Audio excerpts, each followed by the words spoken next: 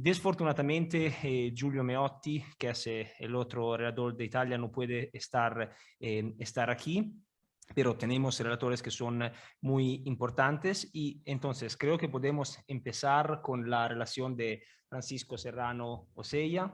Francisco. Pues muy buenas tardes y muchas gracias, Francesco, por la presentación.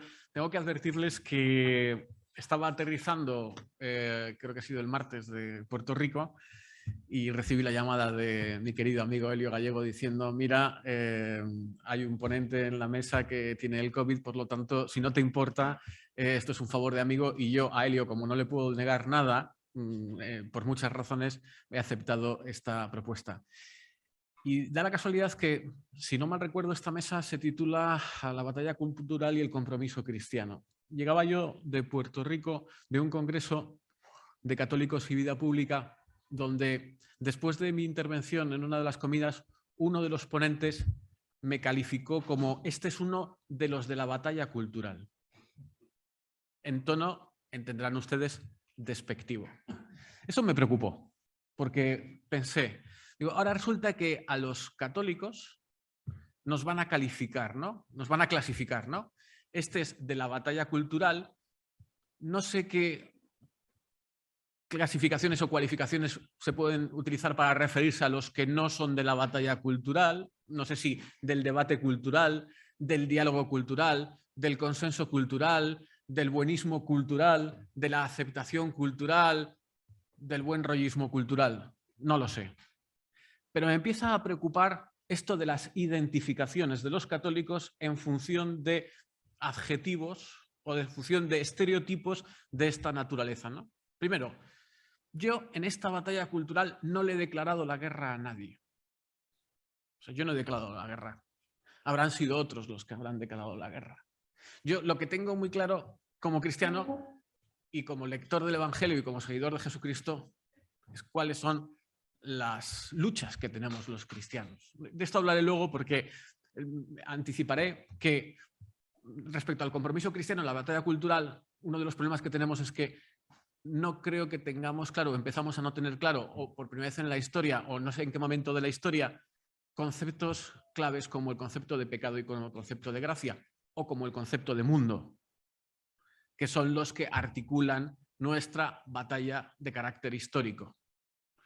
Y después, yo creo que quienes están empezando a utilizar y a calificarnos a determinados católicos como de los de la batalla cultural, en el fondo lo que están intentando es deslegitimar la presencia y la forma de la presencia histórica. Y esto sí que me preocupa. Claro, el uso periodístico del concepto guerra cultural, y eso es otro de los problemas, ha generado probablemente mucha confusión respecto a los orígenes y referentes de una clarificación conceptual necesaria, ¿no? Más allá del uso histórico del Kurt Unklav o las referencias glosadoras al pensamiento de Antonio Gramsci o a lo que afirma el sociólogo norteamericano James Hunter, que por cierto es el que hablaba de las guerras de culturas o guerra cultural, culture war, al tipo de enfrentamiento que se alimenta fundamentalmente de la sustentación de cosmovisiones ideológicas, políticas, sociales y morales diferentes y que se dirime también básicamente en el amplio terreno de la cultura. Más allá de eso, nosotros somos nuestro tiempo, que diría San Agustín, y vivimos en los contextos históricos a los que tenemos que dar respuesta por la exigencia de responsabilidad de ofrecer una respuesta adecuada a los problemas que se plantean en nuestro tiempo. Guerra cultural, por tanto, no sería sinónimo, en mi concepción, de propaganda política ni de incluso debate político. Es más un concepto polisémico que tendría dos referentes normativos. El primero, el contextual referido a la invasión de los espacios que configuran las democracias deliberativas. Esta es la dimensión, si cabe, política o pública de la guerra cultural. Y el segundo, que es el que más me interesa, lo referido a la cuestión antropológica, en la que se sustancia en este momento la articulación de comprensión y cosmovisiones en conflicto desde la tardomodernidad. Claro, esta es una cuestión hablar de la guerra cultural y hablar de esta confrontación de cosmovisiones nos remite inevitablemente a la modernidad y a la cuestión de la modernidad y a la cuestión del cristianismo. Voy a estar constantemente, y como voy a ser muy breve, espero, yendo del concepto de guerra cultural al concepto de compromiso cristiano. Miren, acabo de leer un libro, lo voy a sacar, bueno, porque ya saben que los periodistas siempre, si no hacemos algo de espectáculo, no quedamos satisfechos, ¿no? Y el espectáculo forma parte de la comunicación de masas en este momento. Acabo de leer en el avión de vuelta este libro. Por cierto, no lo muestro a efectos publicitarios, que quede claro. Solo a efectos de referencia. La Iglesia arde, Andrea Riccardi, la crisis del cristianismo hoy entre la agonía y el resurgimiento. Si ustedes quieren saber lo que opino sobre este libro que acaba de editarse en español, pues podrán leer dentro de poco en el ABC Cultural una reseña bastante crítica, por cierto, ¿no? Me encuentro que en este libro, que tiene una parte de diagnóstico ciertamente interesante, aparecen algunos datos que yo quería leerles en este momento y que son síntomas de esa guerra cultural, ¿no? Dice el autor, los parámetros vitales. Bueno, entiendo que todos ustedes saben quién es Andrea Riccardi, el fundador de la Comunidad de San Egidio, catedrático de Historia Contemporánea de la Universidad Roma III. Por cierto, una persona bastante influyente, vamos a decirlo de una forma eufemística, ¿no?, en la geopolítica del pontificado del Papa Francisco. Él afirma que los parámetros vitales del cuerpo eclesial muestran señales preocupantes. Estos parámetros son, entre otros, el descenso de bautizos y matrimonios, la crisis de vocaciones sacerdotales de la vida consagrada, la pérdida de influencia de la Iglesia en las sociedades. Y ofrece los siguientes datos, ¿no? Por ejemplo, el sociólogo francés Jean Fourquet, que plantea que hay una descristianización que está llevando a la fase terminal de la religión católica en Francia. Cito literalmente de este autor. Si se confirma esta tendencia, se calcula claramente como perspectiva que en 2048 podría hacerse el último bautizo en Francia y en 2031 el último matrimonio católico. Podría producirse incluso la desaparición por completo de los sacerdotes católicos franceses en 2044. Hasta aquí la cita. Bueno, ya saben ustedes lo que pasa con las proyecciones sociológicas. O sea, yo en el mundo de la prensa podría recordar proyecciones de algunos gurús que dijeron que es que los periódicos iban a desaparecer en tal año. Bueno, ha pasado tal año, no han desaparecido, sino todo lo contrario. Oliver Roy afirma que nuestra época es la de las religiones disociadas de la cultura, o dicho de otro modo, una época de desculturización o desculturación de las religiones históricas que en el pasado participaron en una relación consolidada y creativa entre fe y cultura. Concluye Andrea Riccardi. Estamos en una época en la que el cristianismo histórico presenta señales de declive, pero la religión evoluciona a través de nuevas formas de reciente aparición e intenta responder a las preguntas de mujeres y hombres desorientados en una escena global o en el marco del nuevo urbanismo. La pregunta por el compromiso católico en este contexto, creo que hay que hacerla teniendo en cuenta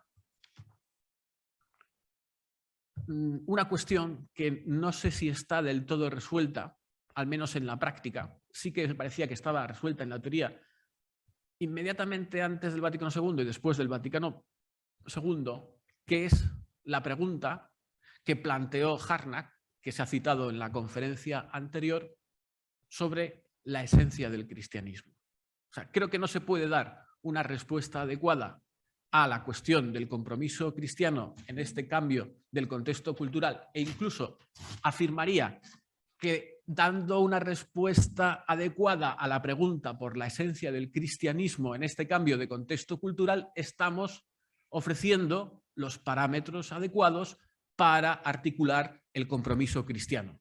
La pregunta es la de la esencia del cristianismo que planteó Harnack en el contexto de la teología liberal del siglo, finales del XVIII y del siglo XIX. Y que tuvo algunas respuestas ciertamente adecuadas en Romano Guardini, entre otros, con su libro sobre la esencia del cristianismo, o en la teología de von Balthasar. Y sin embargo, tuvo otras respuestas que podemos considerar que no son adecuadas, que quizás hoy son las que son dominantes y que están influyendo decisivamente en la práctica, en la pastoral de la Iglesia. Y después, la otra cuestión que planteo es que no podemos dar una respuesta adecuada al rol, al papel del compromiso cristiano en este contexto de guerra cultural si no tenemos claro qué entendemos por mundo. Por mundo, como concepto teológico. Como concepto teológico. Si no tenemos claro cómo se debe establecer nuestra relación con el mundo como concepto teológico. Claro, adentrarnos, y ahora no es el papel ni mi función hacer teología, entre otras cosas porque no soy teólogo, soy lector de teología, una reflexión sobre el concepto mundo desde los evangelios hasta la patrística, hasta la teología posterior a la patrística, nos llevaría muy lejos. Pero cuando estoy hablando del concepto mundo, también estoy hablando de la necesidad de tener claro cuál es el concepto de pecado, empezando por el pecado original, cuál es la realidad histórica del pecado, cómo se configura la dimensión social del pecado en la amartía, en la esfera de pecado, y también cuál es el papel de la gracia. Al fin y al cabo, y ahora ya voy a aterrizar, permítanme plantearles un horizonte de propuesta. El mal de la Iglesia en nuestro tiempo, y por lo tanto de insuficientes o de comprensiones del compromiso cristiano insuficientes, es al fin y al cabo la separación entre la fe y la vida. O sea, creo que nuestro problema fundamental es el dualismo. Por lo tanto, tenemos que ir a profundizar en las causas del dualismo, ¿no? Esto lo dijo el Concilio Vaticano II y lo han dicho los papas desde Pablo VI. Una separación entre la fe y la vida que no tiene, en primer lugar, la forma de incoherencia moral, hablando del pecado o debilidad moral o de pecado, porque si nuestro problema principal fuera que somos pecadores, ¿no entraba Jesús en las casas de los publicanos y de los pecadores y comía con ellos? ¿No son ellos la oveja perdida, aquellos a la que Jesús ama tanto que deja las 99 en el desierto y va a buscarla? No. El problema es de otra naturaleza. Tiene que ver, sobre todo, con nuestro modo de comprender el cristianismo y, por lo tanto, nuestro modo de comprender la relación entre naturaleza y gracia y las consecuencias para la vida cristiana.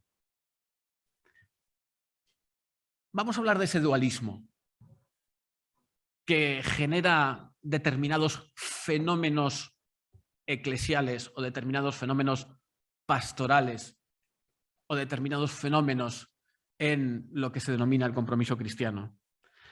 El mal está en que concebimos la vida y las cosas de la vida y la tierra y la creación y todo como algo totalmente desprovisto de misterio, de relación con Dios. Es decir, que lo concebimos, y esto es fruto de la modernidad, como mera naturaleza. Como algo que cae por entero bajo el control del hombre y que el hombre pone sin más en manos de la ciencia y de la técnica y de sus respectivos intereses profesionales. Dios es, por tanto, alguien, o sería, por tanto, alguien o algo que está fuera de la naturaleza, fuera del mundo, fuera de la realidad, lo que le deja a las puertas de no tener realidad alguna en nuestra vida. Si se le consiente permanecer es solo como una excusa para el folclore,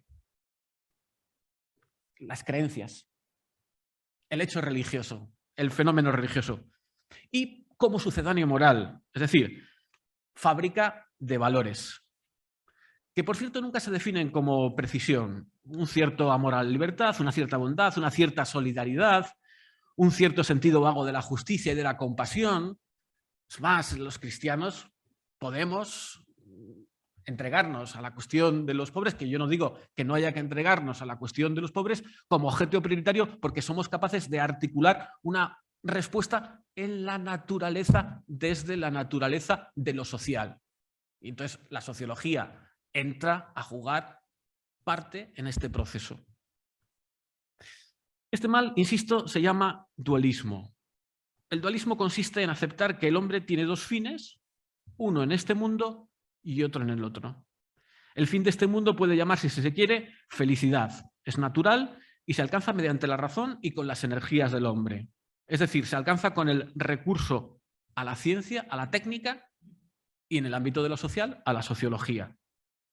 Es una felicidad que apenas se sitúa más allá de lo que ofrecen, por cierto, el estado de bienestar o de consumo. Es decir, se trata de una felicidad degradada, de una especie de paraíso terrenal al final de todo.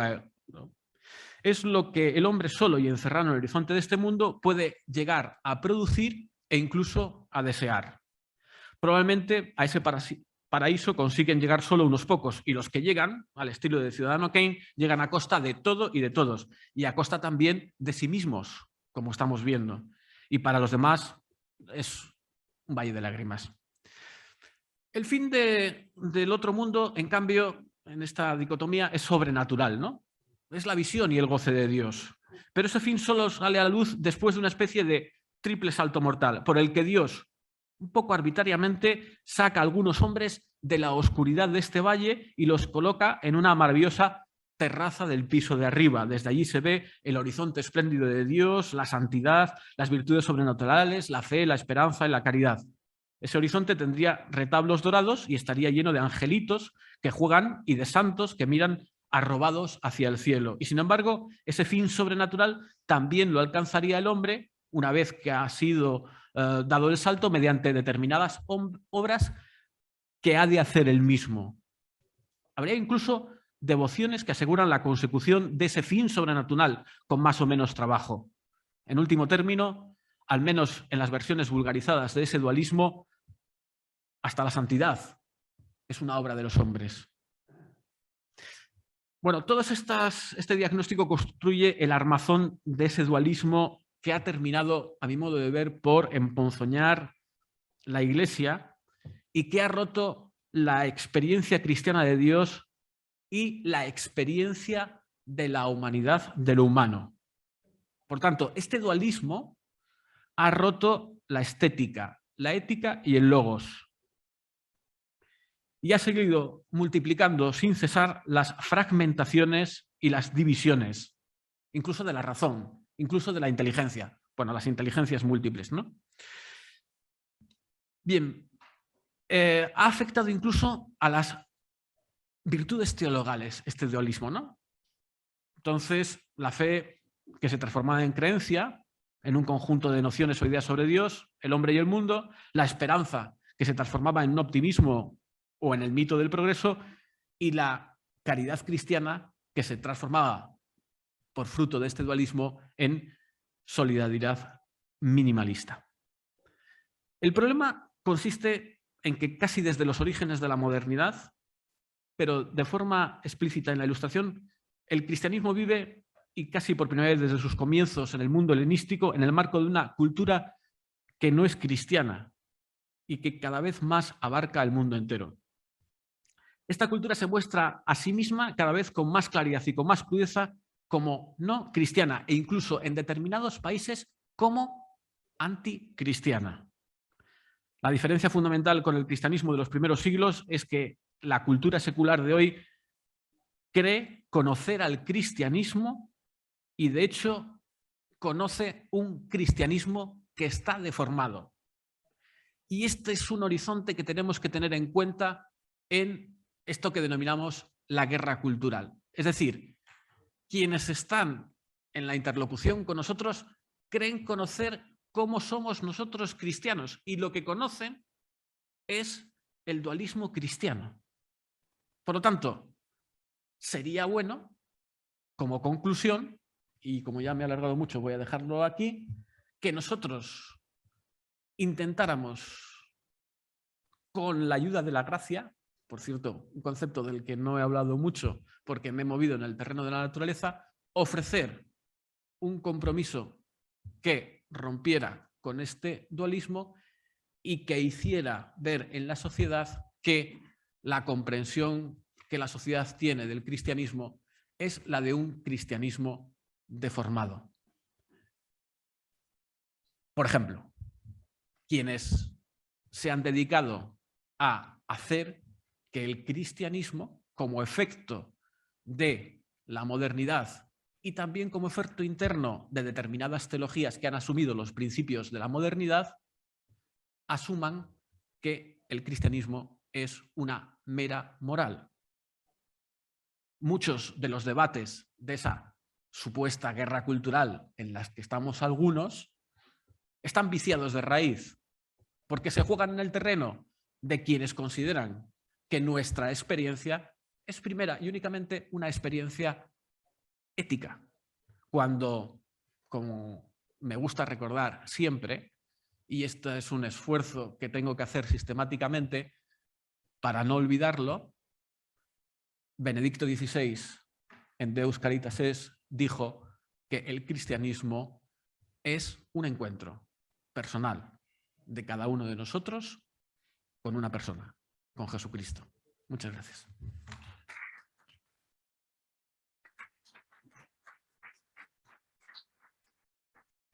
Muchas gracias, Francisco, y tu relación fue muy interesante y has hablado de algunas situaciones, particularmente el concepto de la técnica, de la ciencia. Y antes de dejar las palabras a Rod Dreher, quiero decir algo sobre tu relación y algunas ideas sobre el concepto de la batalla cultural y del compromiso cristiano.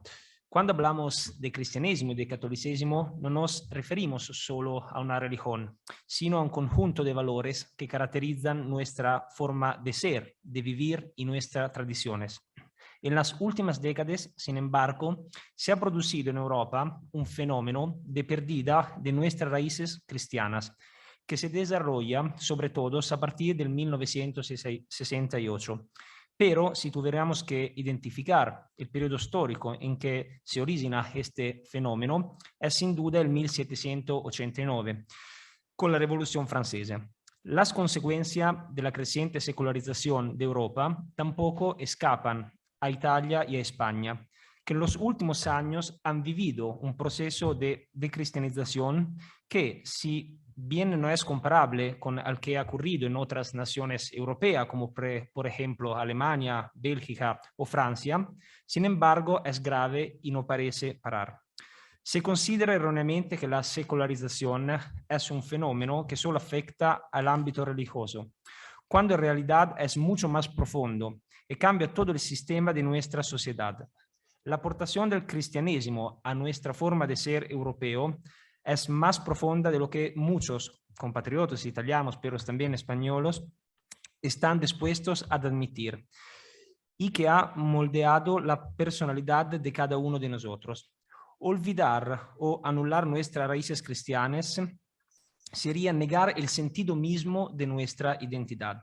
Como denuncian Joseph Ratzinger y Marcello Pera en un extraordinario libro titulado Sin Raíces, creo que hay también una edición en español, es un libro muy importante, estamos viviendo un triunfo del relativismo, que es un triunfo cada vez más extendido y que cuestiona las tradiciones seculares.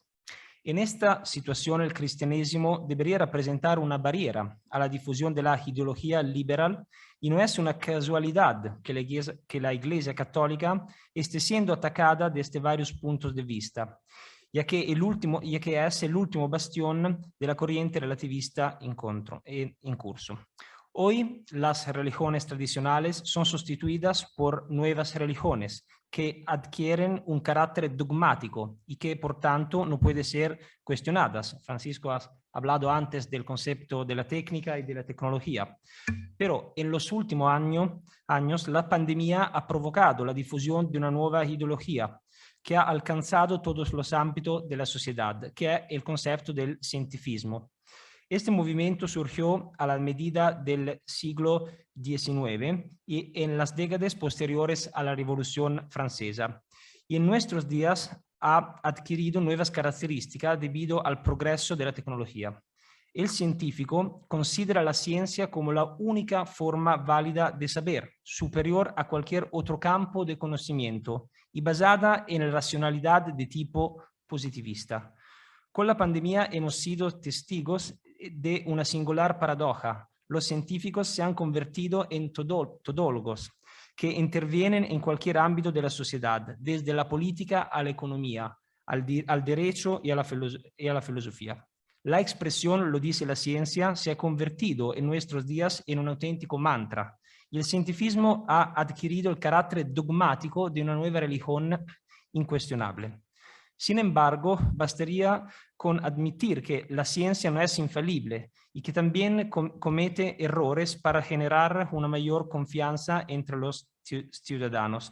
La tendencia va acompañada con la creciente secularización de nuestra sociedad occidental y las crisis del cristianismo, que lleva a sustituir las religiones tradicionales, como he dicho antes, con nuevas religiones. Por otro lado, tenemos una nueva religión, que es el ecologismo. El ecologismo que también se ha convertido en una nueva religión que no puede ser cuestionada. A la visión de Greta Thunberg y el ecologismo ideologizado es necesario contraponer una perspectiva conservadora que parte de lo local antes de lo global y que tenga en cuenta las necesidades de las clases más débiles y de las empresas, como señala Roger Scruton en un libro que he mirado también afuera, que es Filosofía Verde, que es otro libro muy importante.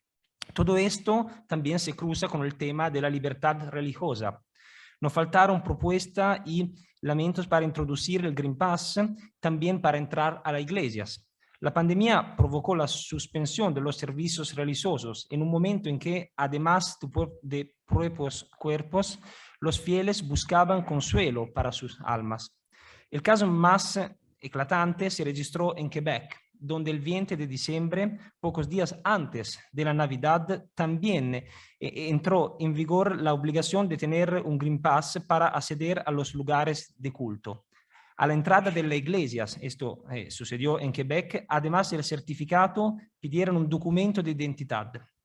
Hay algo más profundo en esa decisión que es claramente contra la libertad de religión y de culto, y es el deseo de legitimar la religión en nuestra sociedad, equiparando una iglesia con un restaurante o un pub o un centro comercial. Por otro lado, se aprobó siempre en Quebec una ley, el proyecto de ley 21, sobre la laicidad del Estado, que supuso la retirada del crucifijo expuesto durante en la sede del Parlamento. Entonces, no podemos tener eso según la ley del Parlamento de Quebec. A la luz de todo esto, ¿por qué debemos defender nuestras raíces cristianas? No solo desde un punto de vista religioso, sino también porque el cristianismo ha modelado nuestra forma de ser, nuestros usos, costumbres y tradiciones. La lectura del texto de uno de los más importantes filósofos del Novecento, que es un filósofo liberal, pero liberal clásico, no liberal, que es Benedetto Croce. Y Benedetto Croce ha escrito un libro que se intitula ¿Por qué no podemos dejar de llamarnos cristianos? Sigue siendo una piedra angular para explicar la importancia del cristianismo.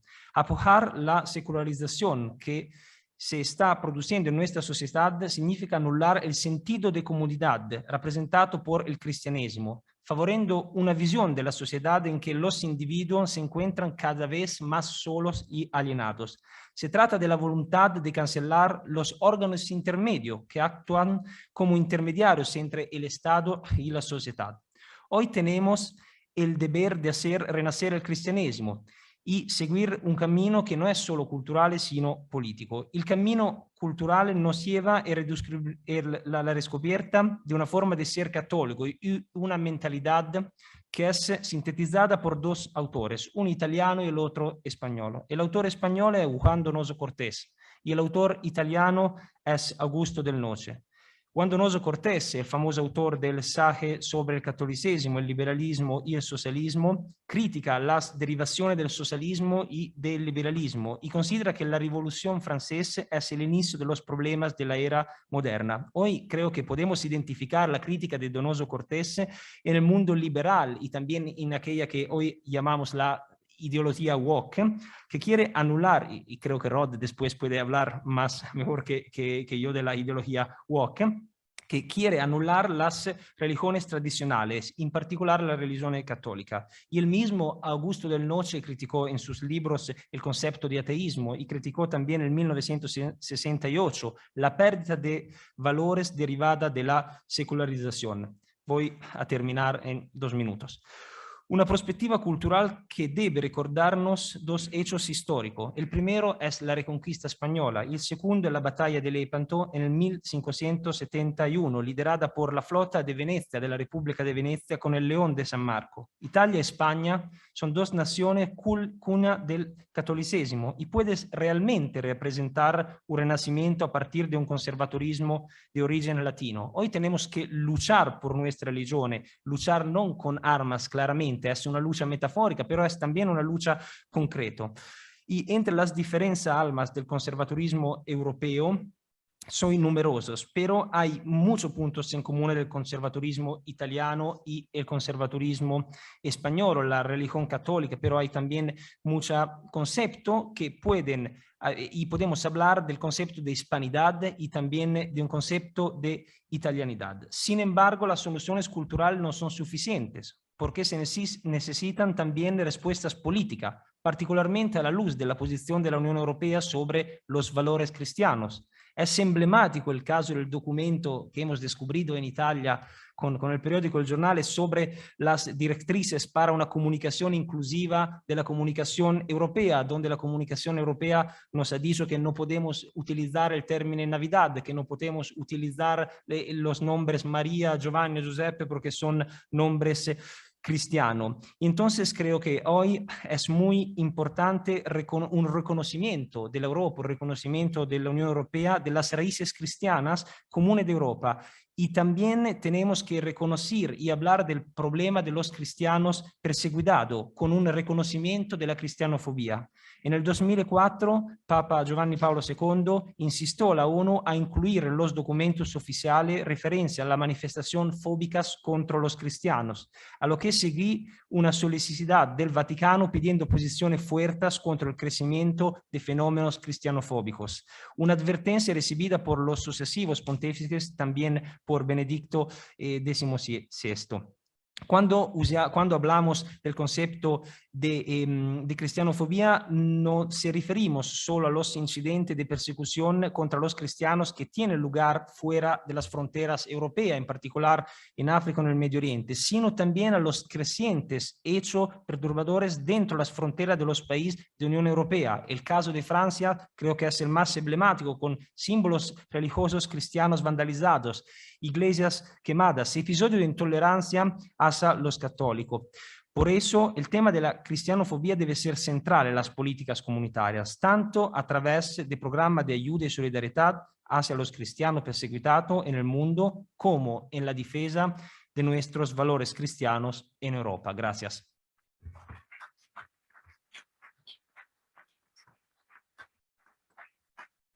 Y ahora voy a dejar las palabras a mi amigo Rod Dreher. Prego, Rod. Thank you, Francesco. Gracias, Francesco, y gracias a todos por venir hoy.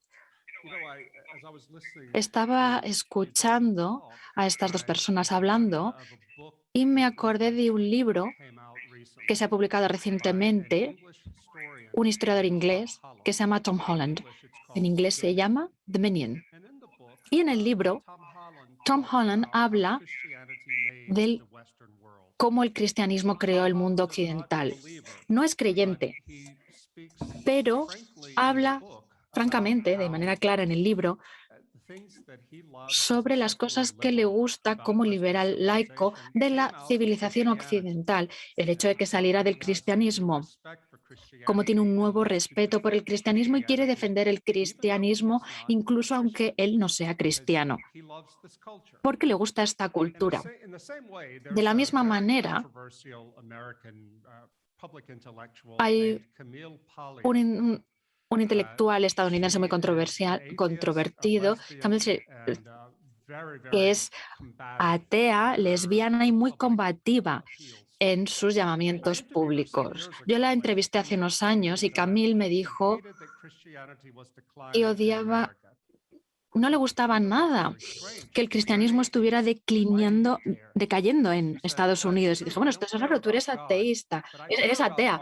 Y me dijo, bueno, yo soy atea, me da igual Dios, pero me importa mucho el arte. Paso mucho tiempo con mis estudiantes universitarios y le enseño historias básicas de la Biblia para que puedan entender el arte. Y estamos perdiendo la religión cristiana y a medida que esto pasa estamos perdiendo sentimiento hacia la herencia literaria y artística de Occidente. Son dos personas de fuera de la Iglesia que entienden que si perdemos el cristianismo vamos a perder el alma de lo que significa ser occidental. Y esto no es poca cosa. En la guerra cultural, a nadie le gusta hablar de guerra cultural, especialmente a los cristianos. No nos gusta pensar en términos de que haya un combate. Bueno, a lo mejor no nos interesa la guerra cultural, pero la guerra cultural está interesada en nosotros. Puede haber diferencias entre Estados Unidos y Europa ahora, pero probablemente habrán oído que Estados Unidos está en un movimiento posliberal muy intolerante, totalmente moralista, que no va a tolerar que sea cuestionado en absoluto.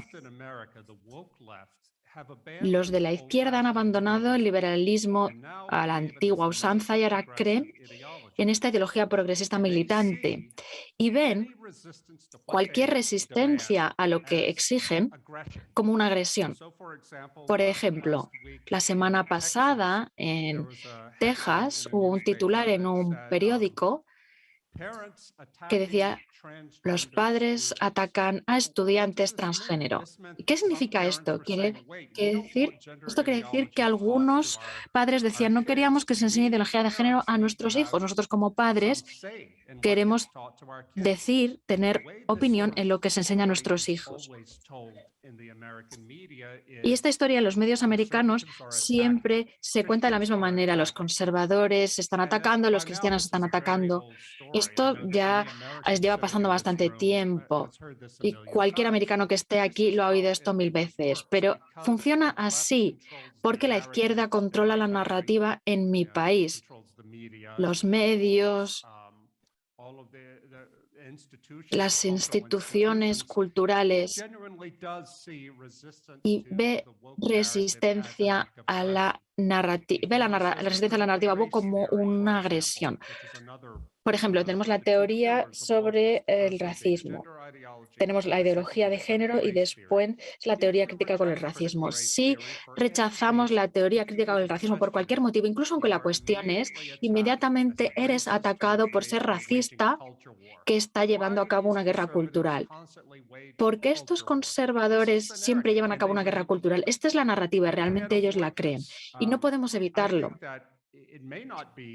Creo que a lo mejor no es que nuestros oponentes no entiendan lo que somos nosotros realmente como cristianos. Creo que entienden exactamente lo que somos en las áreas que cuentan. Por ejemplo, no puedes ser un cristiano creyente, ferviente o fiel en cualquier rama del cristianismo en el sentido tradicional y aceptar la ideología de género. Ni puedes ser un cristiano fiel si aceptas la teoría de la crítica del racismo, porque estas dos teorías tienen en común que niegan la antropología cristiana, cuestionan lo que nosotros pensamos que es una persona.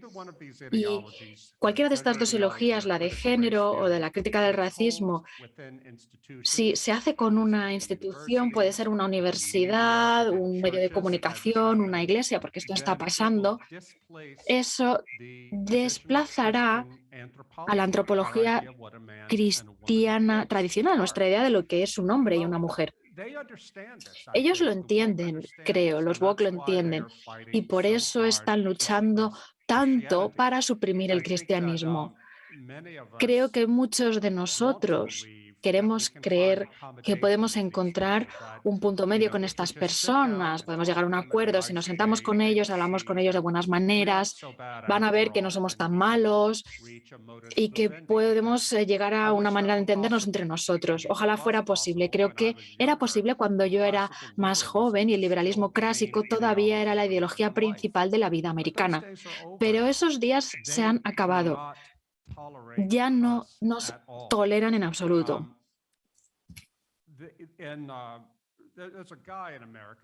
Hay una persona en Estados Unidos, Joshua McCats, en la Universidad de Princeton, que es uno de los principales académicos de los clásicos de la cultura grecorromana en Estados Unidos. Y lo están sacando de la Universidad de Princeton en estos momentos porque se atrevió a hablar en contra de la teoría de la crítica del racismo, del hecho de que entrara en todas las partes de la educación. Lo crean o no, en Princeton, una de las principales universidades de Estados Unidos, ahora quieren introducir la teoría de la crítica del racismo en el estudio de los clásicos porque quieren descolonizar el estudio de Grecia y Roma. Es una locura, pero esta es la locura masiva que se está haciendo con la vida académica estadounidense. Hasta hace poco él no era cristiano, se ha convertido recientemente, pero dijo, bueno, un momento, no es necesario hacer esto con nuestra parte académica. Inmediatamente fue atacado por muchas personas, incluso de otros académicos de Princeton, por estudiantes, y ahora está a punto de perder su trabajo. Esta es la realidad en la vida estadounidense. Si no es como en Europa, Dios bendiga América, por favor luchen por el liberalismo, la antigua usanza, porque ha sido sacado de la mayor parte de los lugares de la vida americana. Y esta persona, bueno, hace 2 semanas en Budapest, en Hungría, donde vive ahora, Joshua Katz, vino para una conferencia y yo estuve con otro académico americano que es ateo, se llama Peter Boghossian. Peter está en Budapest, en el MCC College, igual que yo, y es profesor allí. Y tenemos unas visiones completamente distintas, pero estamos en contra del woke porque creemos en el liberalismo clásico. Tuvimos una conversación en esta conferencia sobre ideología de género y sobre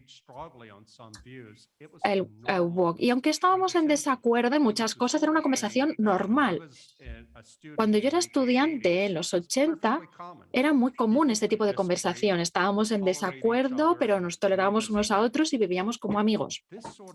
Este tipo de cosa ya no es posible hoy en día en la mayor parte de las universidades americanas. Josh McCats ha publicado un artículo en Internet donde dice lo extraordinario que fue estar en Budapest y ver a estos dos americanos tan distintos, el señor Boghossian y yo, hablando sobre ideología de género. Y dijo, si esto hubiera sido una universidad americana, los estudiantes se habrían levantado, habrían gritado, me habrían gritado a mí o a los dos, y la policía habría venido y Peter se habría tenido que preocupar por su trabajo, su carrera en el mundo académico, simplemente por disentir. Y estoy diciendo esto en el contexto de la guerra cultural para los cristianos, porque esta es la realidad en la que tenemos que vivir todos. Empezó de manera pequeña en universidades, en medios de comunicación, pero ahora esta ideología se ha expandido y llega a controlar las principales instituciones de la vida estadounidense, el mundo académico, como he dicho, los medios de comunicación, Hollywood, los deportes,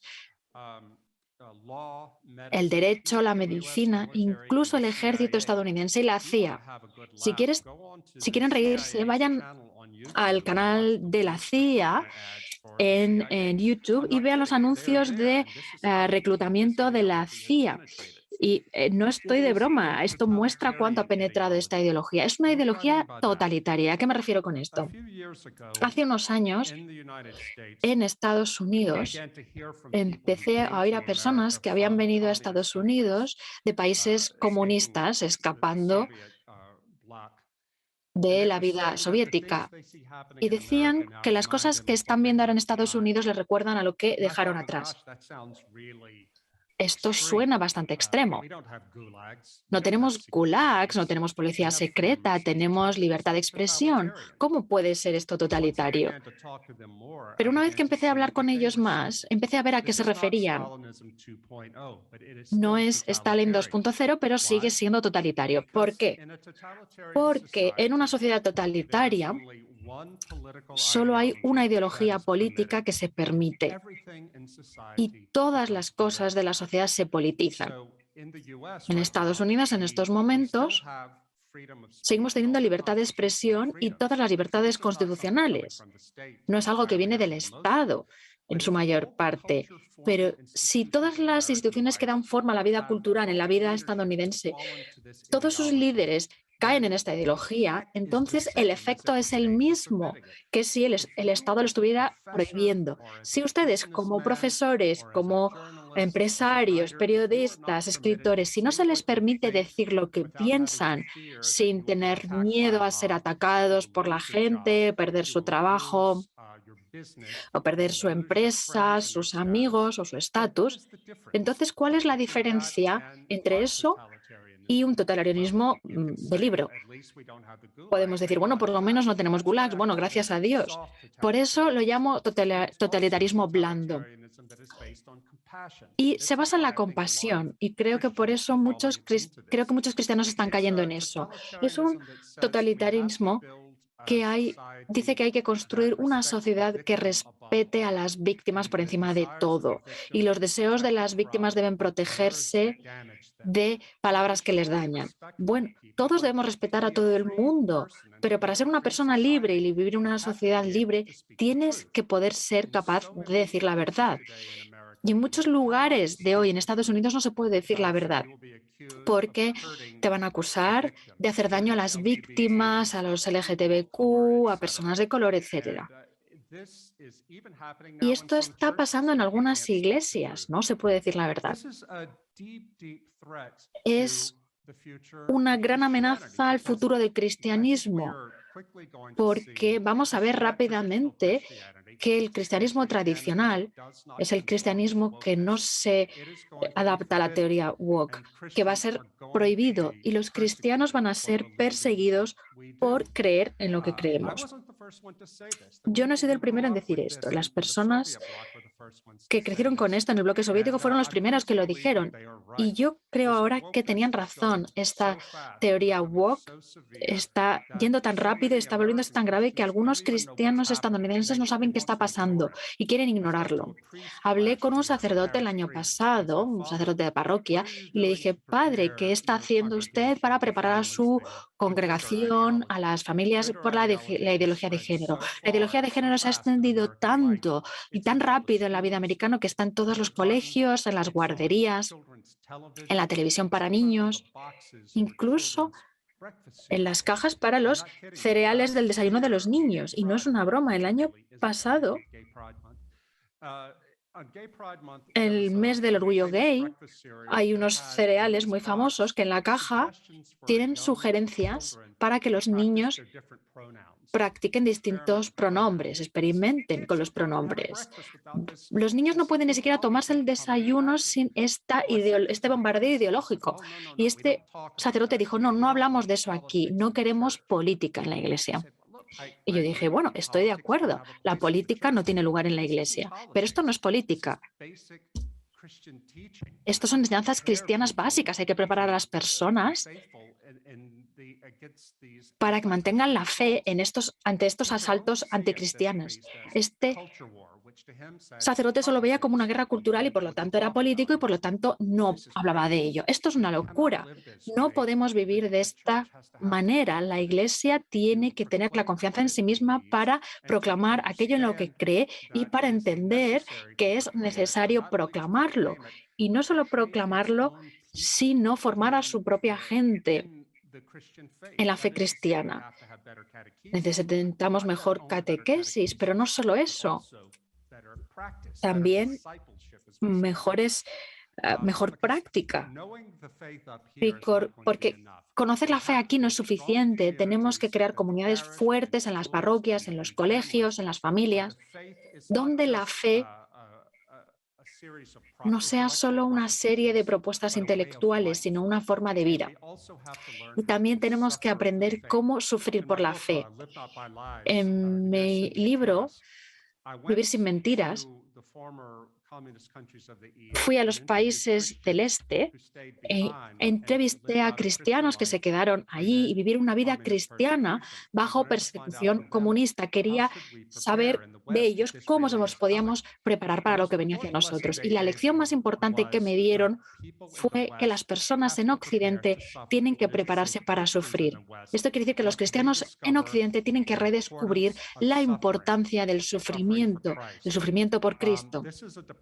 Esto es algo deprimente, en lo que algunos de nosotros no queremos ni pensar, pero esto es la realidad. Recuerdo un pastor baptista ruso en Moscú me dijo: Rod, vuelve y diles a los cristianos de Occidente que si no están preparados para sufrir de verdad por su fe, ya han perdido. Eso es algo muy grave de alguien que fue perseguido de verdad. Nos hemos vuelto muy blandos porque no queremos enfrentarnos a la realidad de la guerra cultural. Y voy a acabar aquí, después podemos tener un debate. Cuando estuve en Hungría hace 3 años haciendo investigación, hablaba con disidentes húngaros. Mi intérprete era una joven católica, Ana, 32 años, casada con un niño pequeño. Estábamos en el tranvía yendo por Budapest y Ana dijo: Rod, ¿sabes? A mí me cuesta como católica intentar hablar con mis amigos católicos sobre los problemas que tengo. Si les digo, mi marido y yo tenemos una pelea, inmediatamente dicen: bueno, tienes que divorciarte. O si digo, tengo problemas con mi hijo, no duermo bien por las noches porque él no duerme bien, me dice: bueno, llévalo a una guardería, coge un trabajo, tienes que ser feliz. Y yo les digo: bueno, soy feliz siendo madre y esposa, pero la vida contiene problemas, incluso una vida feliz contiene problemas. Dice: incluso mis amigos católicos no lo entienden. Y yo la miré y le dije: Ana, parece que estás luchando por tu derecho de ser infeliz. Y dije: pues es eso. ¿De dónde te lo has sacado? Saqué mi teléfono y fue el capítulo 7 de Un mundo feliz de Aldous Huxley. No sé si lo han leído, pero trata sobre un totalitarismo que no se basa en el miedo y en el terror, sino en el confort y la seguridad manipuladores. Y en este mundo totalitario, todo el mundo tiene libertad para tener todas las drogas que quieren, para sentirse bien, toda la pornografía que les va a ayudar a estar entretenidos, a estimularlos, todo el sexo que quieren. El punto de control aquí era un disidente, alguien que vivía fuera de la sociedad. Y le decían: ¿por qué no quieres formar parte de esta sociedad? Te damos el cristianismo sin lágrimas. En otras palabras, tienes todos los beneficios del cristianismo, pero sin sufrimiento. Y el disidente dice: bueno, creo que estáis demasiado cómodos. Yo quiero belleza, quiero pecado, quiero música, quiero arte, poesía. Él quiere vivir una vida humana, porque para vivir una vida humana auténtica requiere la posibilidad de sufrimiento. Y el controlador del mundo dice: parece que estás luchando a favor de tu derecho de ser infeliz. Y él dijo: sí, lo estoy luchando por eso. Y el controlador del mundo: bueno, lo tienes. Y este es el mundo en el que vivimos hoy. Si no retomamos un sentido del sufrimiento, la importancia del sufrimiento y el carácter sagrado del sufrimiento por Cristo y por la verdad, si no volvemos al centro de nuestra experiencia de vivir la fe cristiana, entonces vamos a fracasar frente a este totalitarismo blando. En el siglo IV de la era cristiana es el siglo en el que Europa pasó del paganismo oficialmente al cristianismo. Hay un libro fantástico de un historiador americano llamado Edward Watts que se llama la última generación pagana. Y en él explica que las élites paganas de Roma no veían lo que estaba pasando en torno a ellas, veían el auge de este culto cristiano, esta secta cristiana, pero pensaban que Roma continuaría siendo pagana porque siempre había sido pagana, llevaba muchos siglos siendo pagana. Los templos estaban ahí, los festivales paganos se celebraban, pero bajo sus narices la civilización romana se estaba volviendo cristiana. Y a finales del siglo IV ya se había acabado lo de los paganos. Todavía se mantuvo un poquito, pero se había acabado. Creo que estamos viviendo en el siglo IV ahora en Occidente. Pero nosotros, los cristianos, somos los antiguos paganos. Creo que todavía no hemos fracasado, todavía tenemos la capacidad de cambiar la historia. Dios nos ha dado la libre voluntad, pero tenemos que cambiar la historia y no solo sobrevivir como cristianas, sino recristianizar el mundo. Vamos a tener que ver las condiciones que nos rodean sin sentimentalismos y vivir con confianza y seguridad en nosotros mismos, con valor y disciplina para ser fieles a Jesucristo en un mundo que ya no es cristiano.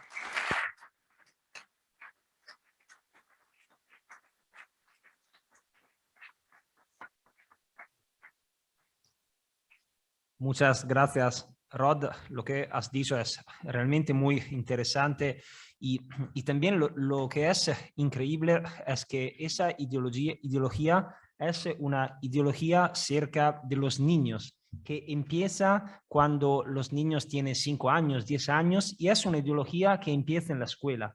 Y creo que es muy importante leer y conocer, lo ha dicho antes Francisco, el concepto de hegemonía cultural de Antonio Gramsci, porque Antonio Gramsci explica que esa ideología, que es una ideología liberal, es una ideología woke, podemos utilizar las palabras que nos más gustan, es una ideología que tiene cerca de ella, bajo de ella, una hegemonía cultural que es en la escuela, es en los medios, es en los periódicos, es en la universidad. Y esa ideología no respecta las ideas de los católicos, no respecta las ideas de los cristianos, pero sino no respecta la idea de toda la gente que no piensa como ellos. Y eso es increíble como esa ideología, si tú piensas diversamente de ellos, te dicen que tú eres racista, te dicen que tú eres fascista, te dicen que tú eres xenófobo y otra vez. Y creo que es realmente importante empezar un renacimiento, una batalla cultural en la escuela. Y es realmente importante, y congratulaciones por organizar esas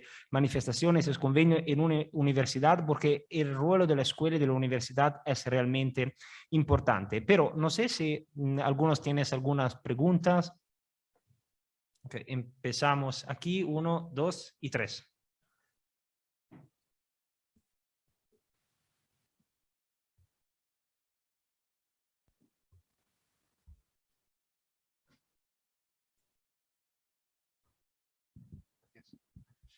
Bueno, gracias a los tres. Felicidades por las ponencias. Vamos a ver, mi pregunta gira en torno a la cuestión discutida también esta mañana sobre la pertinencia o no del uso del término totalitarismo.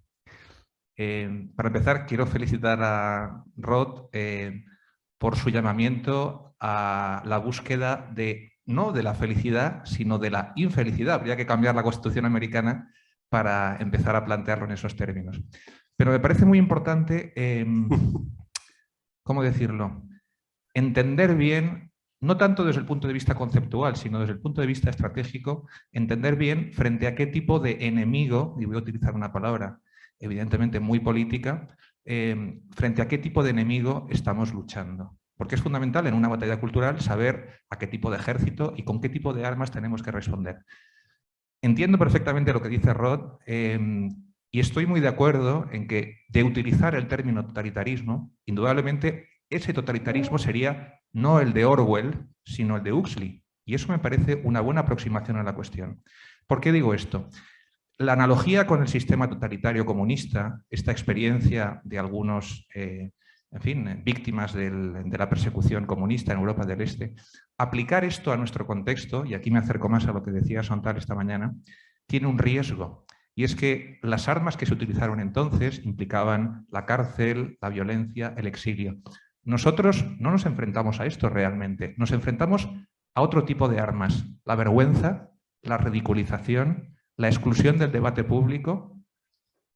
Son armas muy diferentes y creo que cometeríamos un error si pensáramos que, por supuesto, tenemos que aprender de la experiencia de las víctimas del comunismo, es fundamental, pero nos equivocaríamos si no entendemos bien frente a qué tipo de ejército nos estamos enfrentando. Gracias. Esa sería mi cuestión y cómo sería, quiero decir, en esta batalla cultural, que creo que es muy útil seguir utilizando este término frente a aquellos que niegan el hecho de la batalla cultural, pero cuáles deben ser las armas frente a los riesgos a los que nos enfrentamos. Y creo que son la vergüenza, la ridiculización y el silenciamiento de nuestras ideas. Muchas gracias a todos. Gracias por los comentarios y por la pregunta. Por eso me pareció que era muy importante preguntar a cristianos que se habían quedado atrás cómo sobrevivieron sin perder su integridad. Y tiene que ver con la voluntad de sufrir, como he dicho. Alexander Solzhenitsyn, en un mensaje que envió a sus seguidores en la Unión Soviética antes de que lo exiliaran a Occidente, les dijo que no vivieran con mentiras. Y con ello se refería a que no había ninguna forma de cambiar el sistema soviético, pero una forma que podían hacer en sus vidas ordinarias era negarse a decir cosas que pensaban que no eran ciertas. Era una pequeña forma de disentir. Él dijo, por ejemplo, si estás en una reunión donde las personas no pueden decir la verdad, entonces tienes que levantarte e irte. No firmes algo en lo que no crees simplemente para evitar problemas. Si suficientes personas hacen esto, podemos cambiar el mundo. Y en cierto modo, Václav Havel, cuando era prisionero político en Checoslovaquia, contó una historia sobre un verdulero.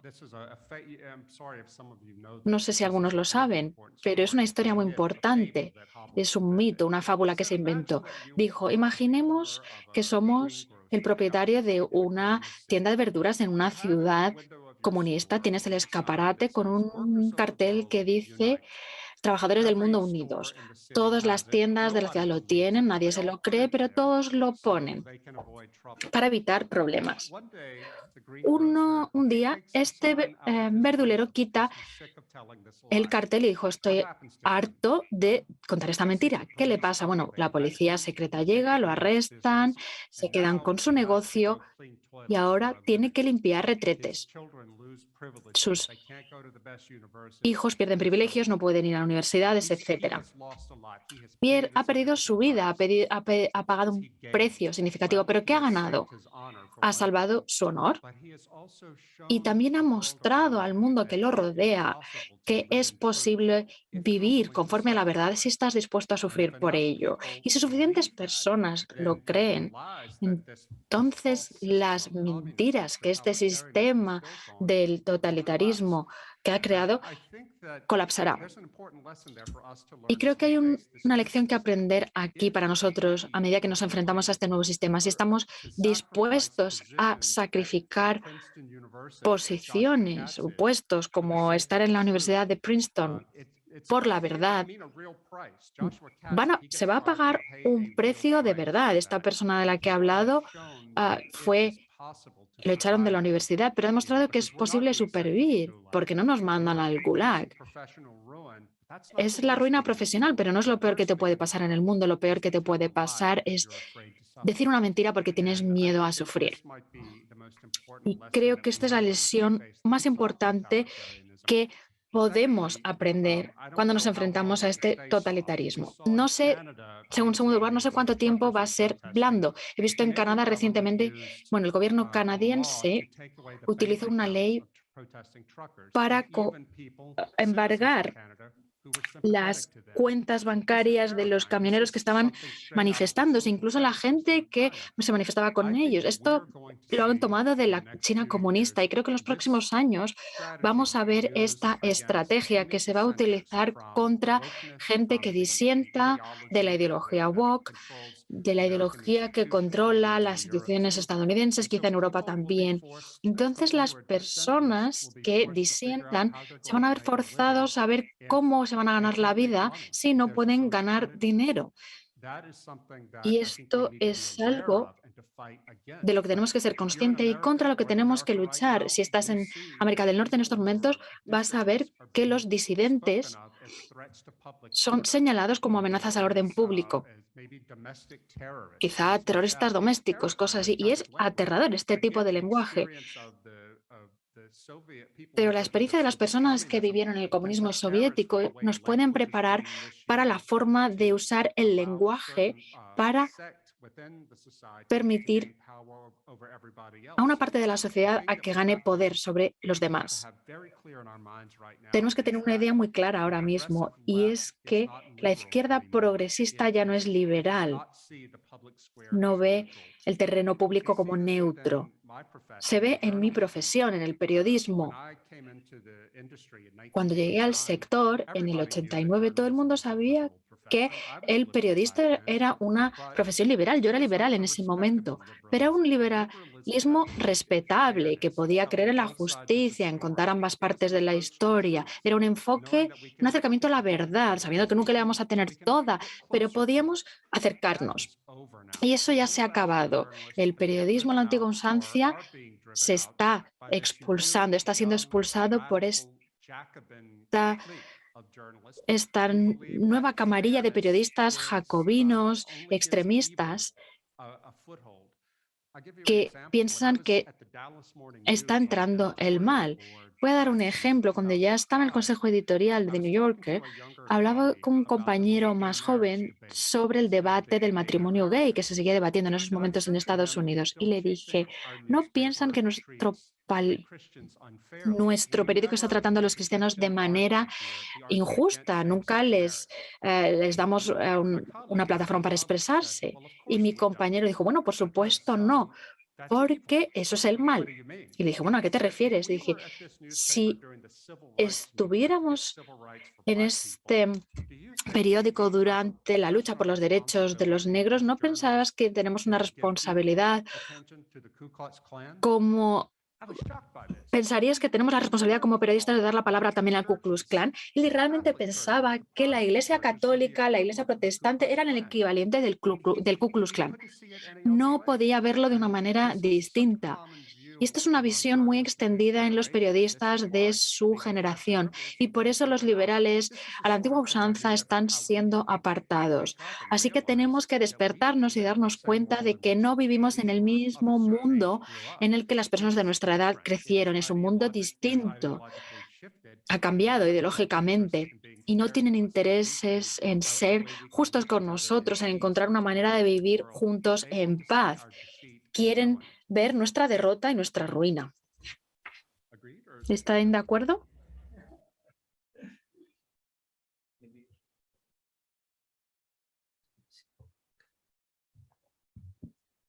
Gracias. Enhorabuena a los tres ponentes, y quería ahondar algo más en esto que se preguntaba sobre las armas en esta batalla cultural, ¿no? Sobre las palancas que pueden servir en la actual batalla cultural, en la situación en la que estamos de radical deslegitimación, como se ha dicho, de lo católico, de lo cristiano, incluso de lo occidental, en una deslegitimación no solo de la batalla cultural, de la posibilidad de batalla cultural, sino del propio debate cultural, social o político, que yo sí catalogaría, la verdad, de totalitario, porque ese mainstream plasmado en nuevas religiones y idearios que son, pues como se ha dicho, son totalitarios porque consideran la propia discrepancia como violencia.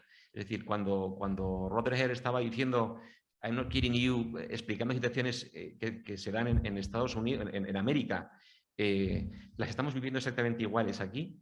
Yo en concreto, aunque procedo del mundo académico, de esta universidad, y del mundo de la justicia, pues estoy ahora involucrado en la batalla política, en alguna formación política que tiene intención de dar esa batalla cultural en el ámbito político. Por tanto, eso se considera como una radical agresión, y entonces todos estos sanbenitos, calificaciones totalmente alocadas, que no tienen nada que ver con la realidad, se producen constantemente cuando uno plantea cualquier tipo de debate que lleva tiempo sin plantearse, y uno recibe todo este tipo de calificativos que no aguantan ningún tipo de debate de 30 segundos, de un minuto, sobre que uno es fascista, nazi, cuando se lo dirige gente que son admiradores de auténticos genocidas y que tienen comunistas, por ejemplo, o que tienen actitudes idénticas al nacionalsocialismo, ¿no? Entonces, la pregunta, a mí me daba que pensar, una consideración que hacía Francesco Jubilei, pero la pregunta va dirigida a los tres, sobre el papel de la ciencia, en primer lugar, pues es lo que me ha dado que pensar sobre la pregunta. La ciencia normalmente en el debate tradicional, fe, razón, contra el hecho religioso y la cultura cristiana en general, se alzaba como una especie de muro y antagonista frente a lo que era la cultura cristiana y el hecho religioso en sí, o la fe, ¿no?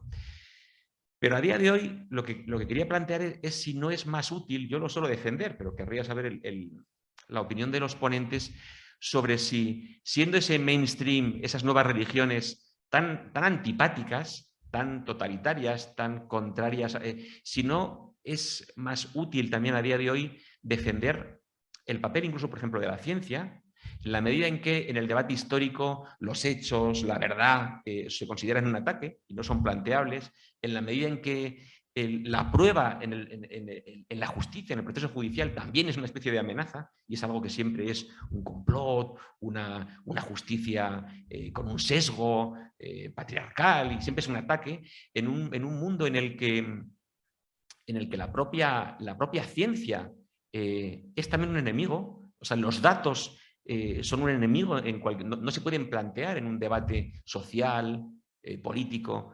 Si no, debemos defender más precisamente el papel de la ciencia, del cual estas nuevas religiones tan antipáticas y tan totalitarias y que aguantan tan poco el debate, son tan reacias. Si no, debemos defender más la ciencia, si no, debemos defender más por supuesto, el derecho, la independencia de los entes supervisores y de justicia, la propia verdad, e incluso me atrevería a decir que el sentido común, la alegría que es tan cristiana, y el sentido del humor, porque también este mainstream tiene muy poco sentido del humor también cuando se les planta un mínimo de cara, porque llevan bastantes años o décadas sin que nadie les planta la cara. Muchas gracias.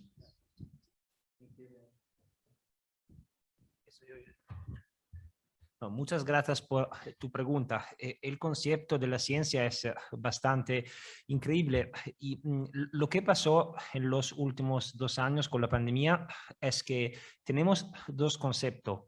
Un concepto es el derecho a la salud y otro concepto es el derecho a la libertad. Lo que pasó es que hay como una lucha entre el derecho a la salud y el derecho a la libertad. Pero en nuestras constituciones, creo también en la Constitución española, en nuestra Constitución es así, el derecho a la libertad es importante el mismo como el derecho a la salud. Lo que pasó es que en los 2 años pasados tenías algunas personas que fueran en la televisión, por ejemplo, en el debate público, en el talk show, que eran cienciatos y cuando hablaban de ciencia está bien. Nosotros, yo no soy un licenciado, no sé, pero nosotros no tenemos una preparación de ciencia, entonces está bien, te escuchamos. Pero si tú eres un licenciado y empieza a hablar de derecho, y empieza a hablar de economía, y empieza a decir al gobierno lo que tienes que hacer por la libertad de movimiento, por otros derechos, es un problema. Mira, vosotros aquí en la Comunidad de Madrid es un lugar donde no tenéis algunos lockdown muy estrictos como en Italia, pero en Italia es realmente una locura. Y si tú no tienes, por ejemplo, el Green Pass, no puedes trabajar. Y eso, nuestra Constitución, el artículo 1 de nuestra Constitución dice que Italia es una república fundada sobre el trabajo.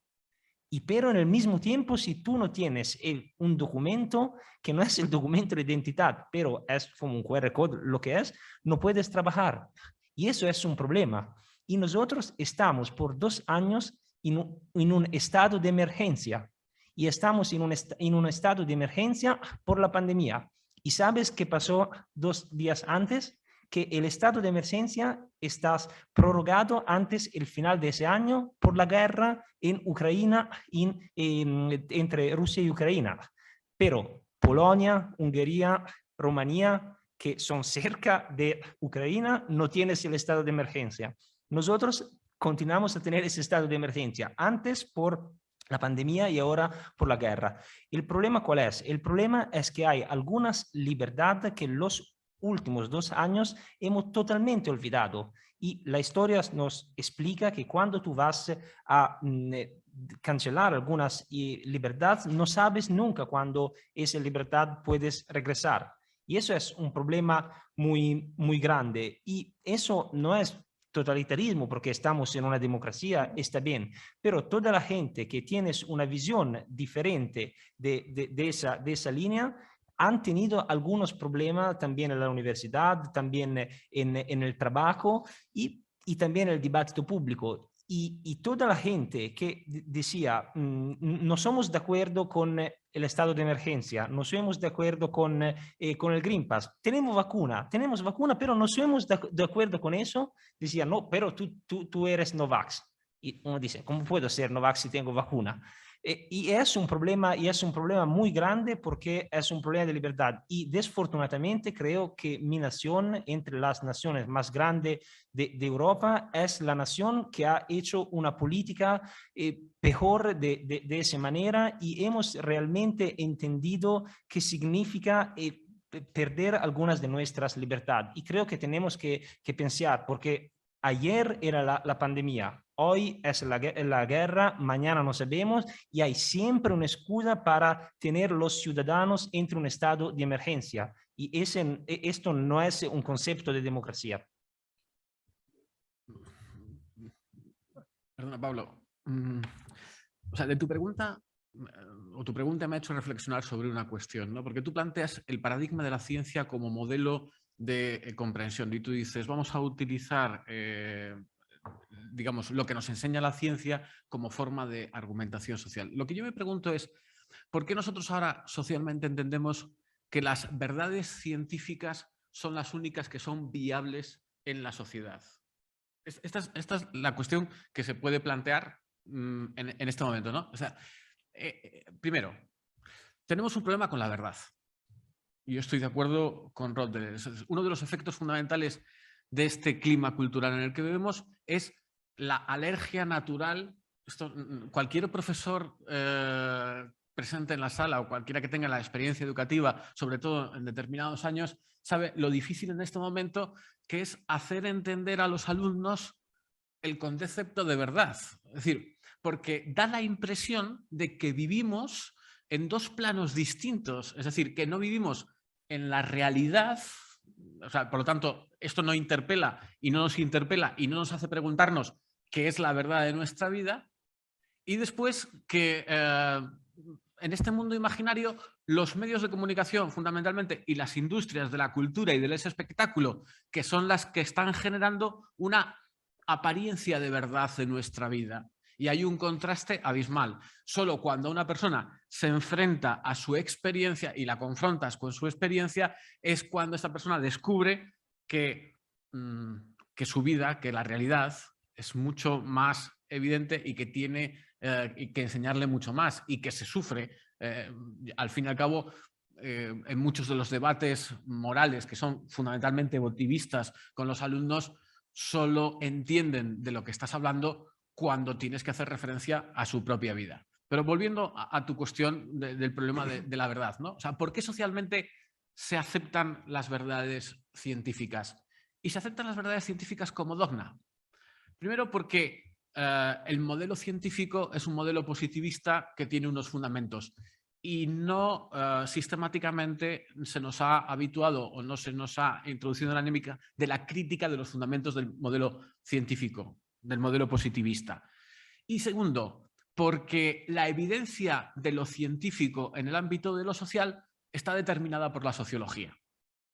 Y este es un problema fundamental. O sea, hasta la política es sociología. Bueno, la política es comunicación. La política tiene una parte de comunicación y una parte de sociología. Pero no reflexionamos sobre cuáles son los fundamentos de la sociología. No reflexionamos sobre cuáles son los fundamentos críticos de la sociología hoy. En la política, muchos de los argumentos en los discursos políticos están basados ¿en qué? Están basados en la ciencia de la sociología, están basados en encuestas, están basados en datos de la realidad, pero nadie se plantea una crítica a ese proceso del conocimiento de la realidad social. Entonces, yo creo que uno de las tareas del cristiano hoy y del compromiso cristiano en esta batalla cultural, en esta guerra cultural, es volver otra vez a pensar algo que, por cierto, no es muy frecuente ni incluso en la Iglesia, que es esa realidad de Cristo como testigo de la verdad.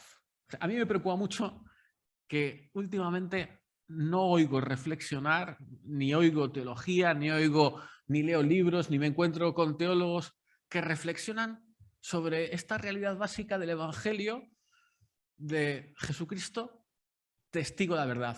¿A qué he venido yo al mundo? A dar testimonio de la verdad. ¿Cómo me defino yo? ¿Cómo se define Jesucristo? Yo soy el camino, la verdad y la vida. A mí eso especialmente me preocupa.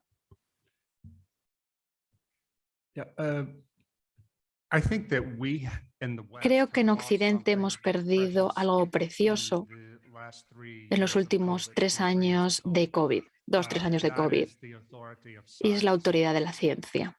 En mi país, cuando llegó el COVID al principio, en 2020, los científicos nos dijeron que nos quedáramos en casa, que nos pusiéramos una mascarilla y que no saliéramos ni nos reuniéramos. Y después mataron a George Floyd. De repente teníamos protestas en masa en todas partes. Los científicos, incluyendo médicos, dijeron, bueno, ahora tenemos que ir a la calle a protestar porque el racismo es una amenaza mayor para la salud pública que el COVID. Eso es lo que hicieron. Entonces empezamos a ver que la ciencia se politizaba y ahora las personas no saben si pueden creer en nada de lo que digan los científicos. Dr. Fauci, que es el principal responsable de salud pública en Estados Unidos cuando llegó el COVID por primera vez, dijo, no creo que haya que llevar una mascarilla. Y después admitió que decía eso porque no quería que todo el mundo se fuera corriendo a comprar mascarillas de manera que no hubiera suficientes para los hospitales. Bien, lo puedo entender por qué lo has hecho, pero el hecho es que utilizaste tu autoridad como científico jefe y la subordinaste a un objetivo político. Con la teoría transgénero en Estados Unidos, ahora es imposible en muchos hospitales cuestionar esto. En mi libro hablo sobre un católico en un hospital principal de Estados Unidos que habían llegado órdenes de la dirección del hospital diciendo que si un niño se presentaba como transgénero y quería hormonas o cirugía, el hospital tiene que dárselo, incluso aunque vaya en contra de la opinión médica del médico por una política cultural. La ciencia médica está descarrilada, es política ahora. Y vemos una y otra vez en distintas universidades, escuelas científicas, vemos a científicos que dan clase y que están siendo silenciados, no pueden decir lo que realmente piensan porque se les va a atacar. Hay muchas historias de este tipo. La revista científica americana es una de las principales revistas científicas del mundo y ha publicado una editorial recientemente después de la muerte de E.O. Wilson. El profesor Wilson era uno de los principales biólogos especialistas en insectos de toda la historia, falleció recientemente. Y Scientific American habló de esta persona y decía que daba ayuda y confort al racismo. Él no hablaba del racismo, era un especialista en insectos. ¿Y qué podía decir para justificar el racismo? Fue algo chocante porque Wilson era considerado uno de los principales científicos del siglo XX, pero ahora en la revista científica más prestigiosa de Estados Unidos es denunciado como aliado del racismo.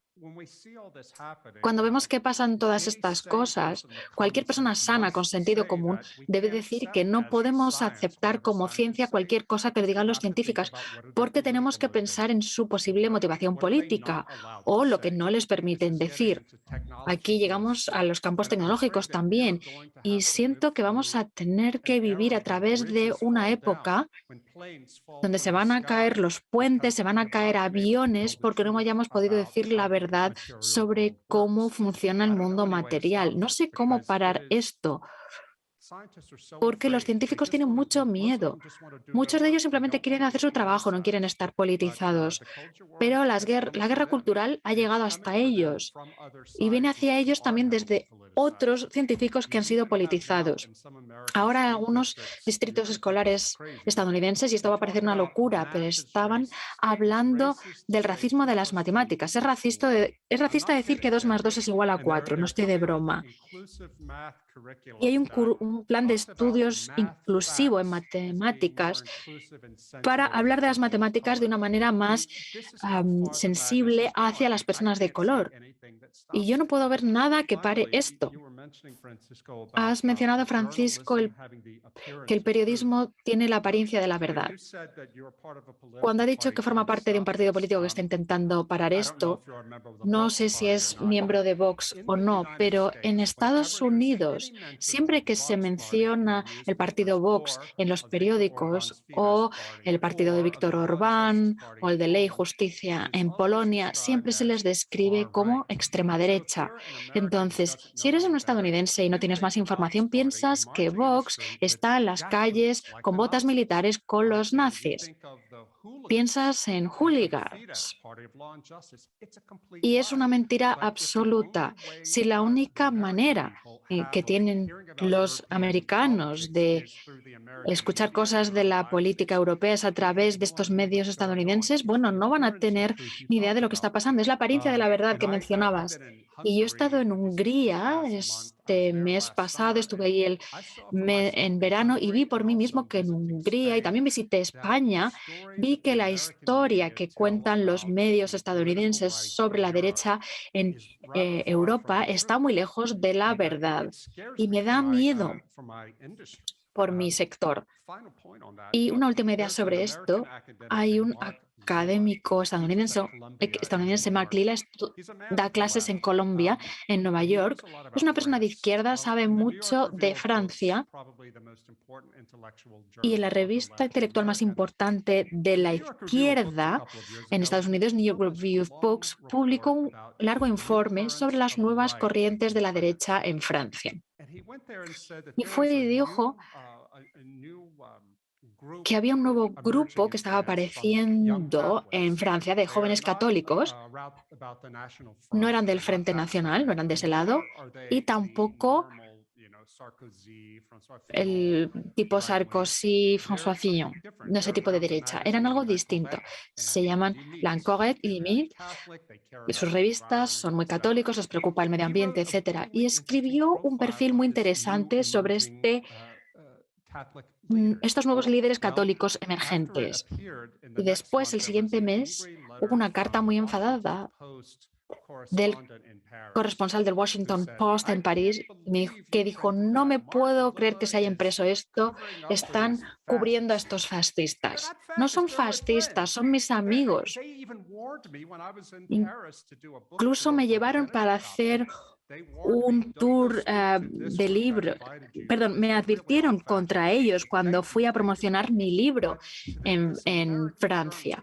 Así que gracias por publicar esto. Pero hay un periodista estadounidense en París que es considerado líder de opinión en Estados Unidos o lo que pasa en Francia, y cualquier persona que está a la derecha de François Fillon como fascista. Y esto es una locura, pero este es el mundo en el que vivimos hoy.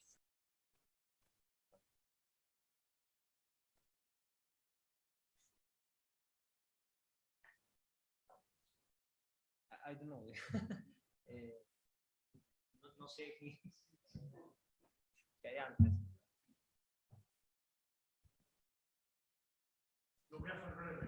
Bueno, gracias. Bueno, primero, muchas gracias.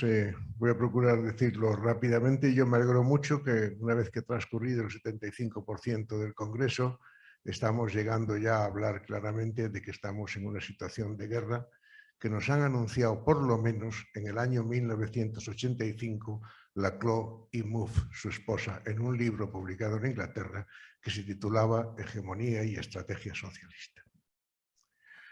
Me alegro mucho también de que se haya producido una pregunta en esta sesión, preguntando si realmente sabemos quién es el enemigo. Probablemente lo sabemos, pero desde luego no lo hemos dicho. No lo hemos dicho. Seguimos hablando del mundo woke, de la censura universitaria, pero nos olvidamos que todo eso está financiado por alguien. Y ese es el verdadero enemigo. Lo tercero es evidente, como dice el profesor, el periodista inglés o norteamericano, estamos en una situación donde probablemente tendremos que ir a las catacumbas y organizar una guerra de guerrillas desde ese lugar. Y no estamos psicológicamente preparados para ello, porque mucho de ello arranca en políticas explícitas de nuestros gobiernos desde hace más de 40 años. Y no hemos querido reconocerlo, en parte porque esas políticas han sido classified, secretas, hasta el año 91, que comienzan a abrirse algunas de ellas, y otras que se están produciendo en este momento. Lo que ha hecho Justin Trudeau hace nada y que puede hacer cualquier gobierno en Europa, esto está en el programa de actuación desde hace muchísimo tiempo, pero nosotros no hemos querido verlo. Y la siguiente cuestión que me gustaría comentar es que si no sabemos y no somos capaces de verbalizar quién es el adversario, difícilmente vamos a poder reconocer a los aliados. Y si seguimos hablando como que esto es un planteamiento única y exclusivamente cristiano, estamos muy equivocados. Hay miles de millones de personas que comparten el 90% de nuestras preocupaciones. A lo mejor no la última, que es la relativa a la fe.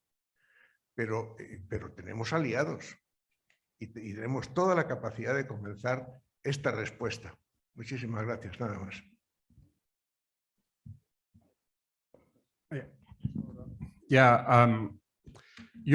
Tiene razón sobre los aliados fuera de la Iglesia cristiana. Una de las lecciones más importantes que recibí cuando estuve en el antiguo bloque soviético entrevistando a disidentes es la importancia de establecer aliados fuera de la Iglesia. En Praga hablé con una mujer que se llamaba Kamila Bendeva. Ella y su difunto marido eran los únicos católicos en el círculo interno de Václav Havel, entre los líderes disidentes. Y eran católicos muy conservadores. Havel y los otros no eran religiosos en absoluto y tenían unas vidas sexuales muy exóticas. Y le pregunté a Camila, bueno, Camila, ¿era difícil para ti y para tu marido como católicos creyentes vivir con esto? Y dijo, no, tienes que entender, Rod, que cuando estás en una situación totalitaria, la cualidad que menos encuentras es el valor. La mayor parte de los cristianos no tenían valor, mantenían la cabeza agacha e intentaban sobrevivir. Mi marido y yo no queríamos vivir de esa manera como cristianos. Pensábamos que nuestra obligación como católicos era defender la verdad. Y cuando miramos en torno a nosotros, todos los demás, las pocas personas que tenían el valor de defender la verdad, que eran nuestros mejores aliados. Y tiene que ser así para nosotros también. Y creo que esto está pasando también en Estados Unidos, en esta batalla a la que nos enfrentamos hoy. Dos de los luchadores más importantes contra el woke es una mujer joven, periodista, Bari Weiss, y Peter Boghossian, que es un académico. Bari Weiss es de izquierdas, laica, judía, lesbiana, y tuvo el valor de dejar su trabajo en el New York Times porque no podía decir la verdad allí, porque la cultura en el New York Times era totalitaria. Peter Boghossian es de izquierda, ateo, que dejó la universidad por el mismo motivo.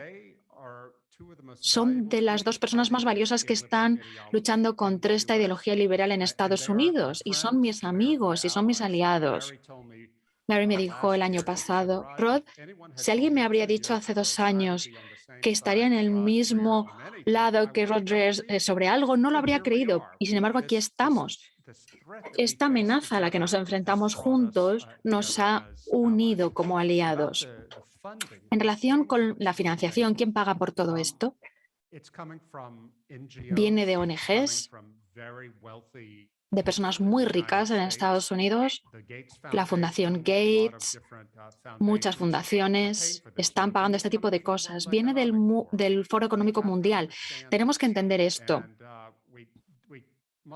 No debemos entrar en pánico, pero tenemos que darnos cuenta de la naturaleza de aquellos que están contra nosotros. No podemos sencillamente estar tan tranquilos y pensar que las cosas van a continuar como están para siempre. Tenemos que despertarnos a la realidad a la que nos enfrentamos. Dediqué mi libro, Live Not by Lies, a la memoria de un sacerdote católico, el padre Thomas Kolakovic, que era un jesuita de Croacia que hacía trabajo underground contra los nazis en el 43 en Zagreb. Descubrió que la Gestapo venía a arrestarlo, así que escapó y se fue a Eslovaquia, a la tierra de su madre. Encontró trabajo enseñando en una universidad católica en Bratislava y empezó a contar a sus estudiantes lo bueno y lo malo. Lo bueno es que los alemanes van a perder esta guerra. La mala noticia es que los soviéticos van a hacerse con este país cuando acabe. Y lo primero que van a hacer los comunistas es perseguir a la Iglesia. Tenemos que prepararnos.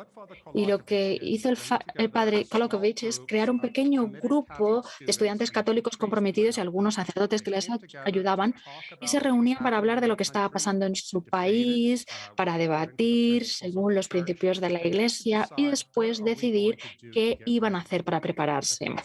En 2 años, estos grupos se habían extendido por todo el país. Los obispos católicos de aquella época dijeron, padre, usted está asustando a las personas, deje de asustarlos, esto no va a pasar aquí. Pero el padre Kolakovic sabía que los obispos estaban soñando, había estudiado la mentalidad comunista porque quería ser misionero en la Unión Soviética, así que había trabajado. En el 48, cuando cayó el telón de acero en Checoslovaquia, todo pasó como había dicho este sacerdote que iba a pasar.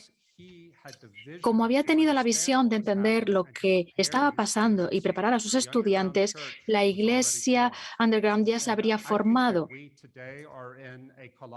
Y creo que estamos en un momento parecido ahora en el oeste. No va a ser lo mismo que lo que pasó en Checoslovaquia, pero va a pasar. Creo que tenemos que aprovechar la libertad que tenemos ahora de reunirnos, de hablar lo que está pasando, de debatir y de organizarnos para una resistencia a largo plazo. Gracias, Rod. Creo que hemos terminado el tiempo, entonces tenemos que terminar aquí. Muchas gracias a Francisco, muchas gracias a Rod y también a vosotros.